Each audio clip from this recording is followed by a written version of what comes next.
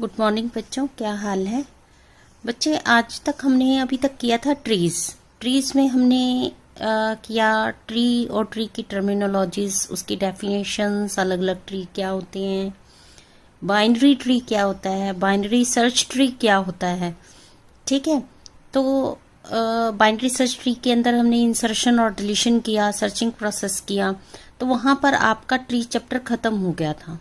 ठीक है, तो हमारे पास सॉर्टिंग और सर्चिंग जो 6 चैप्टर है, जिसमें हमने दोनों सर्चिंग कर ली थी, लीनियर एंड बाइनरी सर्च, जो हमने एरे पे अप्लाई किया था।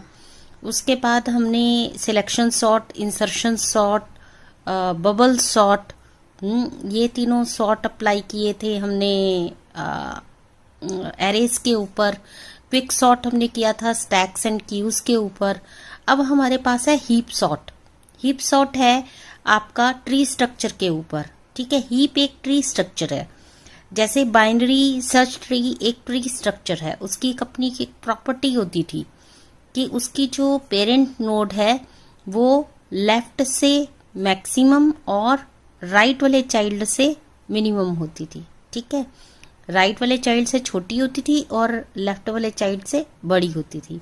तो हीप सॉर्ट में क्या है, हमारे पास हीप एक ट्री स्ट्रक्चर है। किस तरीके का ट्री स्ट्रक्चर है? एक्चुअली हीप क्या है, एक तो बाइनरी ट्री है, यानी इसमें 0 से लेकर 2 चिल्ड्रन तक हो सकते हैं। ठीक है, इसकी क्या क्या स्पेशलिटी है? इसकी स्पेशलिटी ये होती है कि जो रूट होता है वो जितना भी उसका सब ट्री है उससे सबसे बड़ी वैल्यू रूट की होती है। ठीक है, root is greater than any value in a subtree. ठीक है, इसमें 2 पॉइंट्स है। पहला क्या है कि हाईएस्ट प्रायोरिटी जो है वो आपकी रूट की ही होनी चाहिए। हाईएस्ट प्रायोरिटी मतलब रूट वाली आइटम सबसे बड़ी होगी। ठीक है, क्योंकि इसमें बाइनरी सर्च ट्री से लेस इंफॉर्मेशन होती है, इसलिए ज्यादा इजी और फास्टर होता है। दूसरा, इसको हम कंप्लीट ट्री की तरह देखते हैं, यानी कंप्लीट होना चाहिए ये ट्री हर हालत में। हम इसकी कोशिश करते रहते हैं हीप के अंदर कि it should be a complete tree. ठीक है, अब अगर हमें हीप सॉर्ट करना है किसी भी हीप ट्री का, तो हम उसको कैसे कर सकते हैं? ठीक है, उसको सॉर्ट करने के लिए हमारे पास 3 स्टेप्स हैं। पहला स्टेप ये है कि हम जो भी हमें डाटा दिया गया है उसका एक हीप ट्री बना लें हम लोग। ठीक है, इस के अकॉर्डिंग कि जो रूट है वो ग्रेटर देन होना चाहिए बाकी सारे सब ट्रीज से। ठीक है, तो यूज जो है वो आप डाटा करेंगे टू फॉर्म अ हीप। उसके बाद सेकंड स्टेप आप लेंगे कि जो हाईएस्ट प्रायोरिटी वाली वैल्यू होती है उसको वहां से रिमूव कर देंगे, और रिमूव करके हम एक लीनियर लिस्ट बना लेंगे ताकि हमें डिसेंडिंग ऑर्डर में डाटा मिल जाए। ठीक है, और फिर इसी तरीके से हम लोग उसको फिर से एडजस्ट करेंगे, रीफॉर्म करेंगे हीप को रिमेनिंग डाटा के साथ। फिर जो हाईएस्ट प्रायोरिटी पर आ जाएगा वैल्यू, उसको फिर से रिमूव करके लीनियर लिस्ट में डाल देंगे। तो ये सेकंड और थर्ड स्टेप हम बार बार करते रहेंगे जब तक कि हमारी सारी लिस्ट सॉर्ट आउट नहीं हो जाती। ठीक है, लेकिन इसमें जो ये फर्स्ट स्टेप है वो सिर्फ हम एक ही बार करते हैं जब हमने हीप को क्रिएट करना, उसके बाद हम ये वाला स्टेप नहीं लेते। ठीक है, तो अगर आप देखें डाटा को डालने के लिए, हीप बनाने के लिए हमें क्या करना पड़ेगा, इंसर्ट करना आना चाहिए हीप के अंदर। और जब हम सेकंड स्टेप में रिमूव करते हैं highest priority item from heap को, तो हमें डिलीट करना आना चाहिए। तो बेसिकली सॉर्टिंग के प्रोसेस के लिए हमें डाटा को इंसर्ट करना और डाटा को रिमूव करना आना चाहिए हीप में से। तो उसके लिए क्या करना है, हमें इंसर्ट करने के लिए किसी भी एलिमेंट को हीप के अंदर हम 2 प्रोसेस करते हैं। पहला प्रोसेस क्या करते हैं, हम जो भी नया एलिमेंट होता है उसको बिल्कुल ट्री के एंड में डाल देते हैं कंप्लीट बनाने के लिए। यानी कंप्लीट का मतलब क्या है कि जो लीफ नोड है, पहली लीफ नोड है, अगर उसका लेफ्ट चाइल्ड में कुछ नहीं है तो लेफ्ट चाइल्ड में डाल दो, अगर लेफ्ट चाइल्ड बना हुआ है तो राइट चाइल्ड में डाल दो, अगर उसके लेफ्ट और राइट नोड में है तो अगले लीफ नोड पर चले जाओ। मतलब आपने ट्री के अंदर जो लीफ नोड है उनको भरते रहना है किसी भी नए एलिमेंट के साथ। जब हम इस प्रोसेस को एग्जाम्पल के साथ करेंगे तो आपको बहुत अच्छे ढंग से समझ आएगा। हमने क्या करना है, नए एलिमेंट को एरे के एंड में यानी ट्री के एंड में डाल देना है।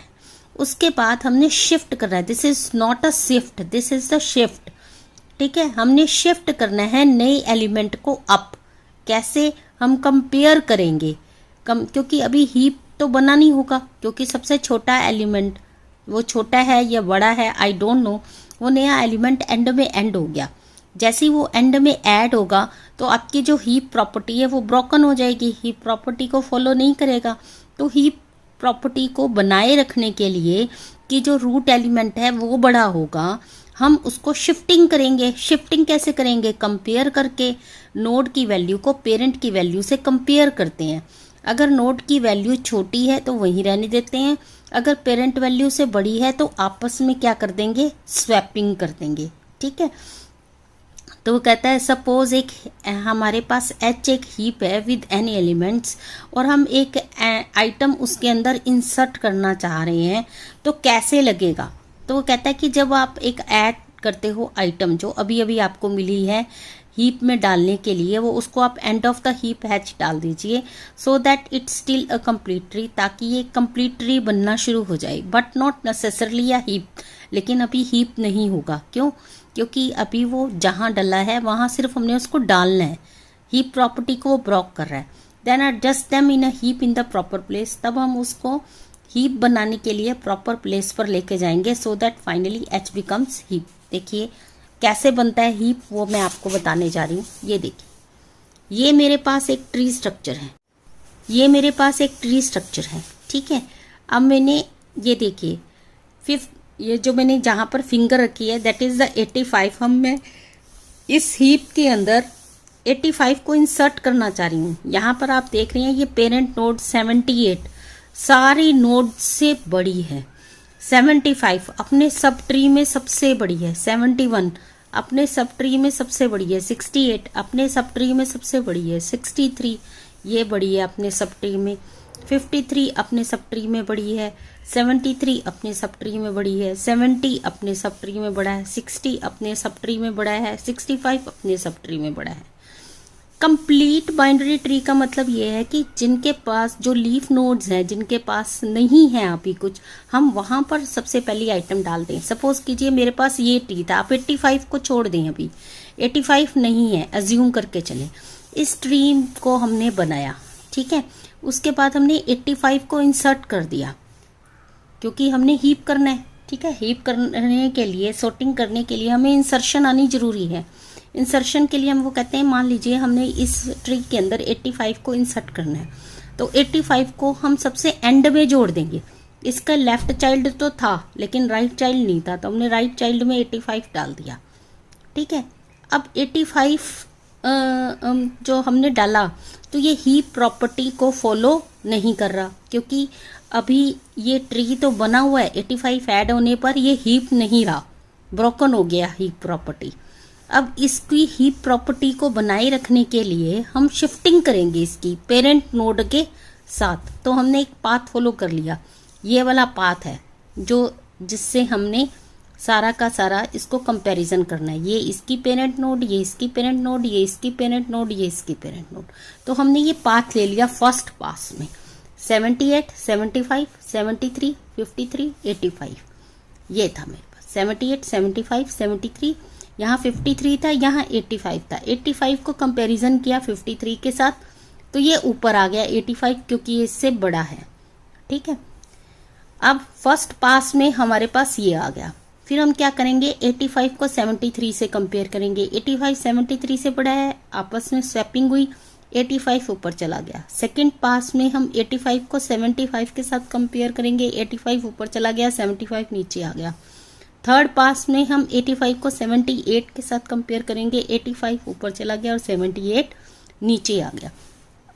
तो ट्री कैसा बन जाएगा, ट्री ऐसा बन जाएगा कि 85 ऊपर चला जाएगा और बाकी सारे नीचे आ जाएंगे, तो हीप प्रॉपर्टी को फॉलो करेंगे। ठीक है, अब देखिए मैं आपको एक फिर से नया ट्री बनाना सिखा रही हूँ।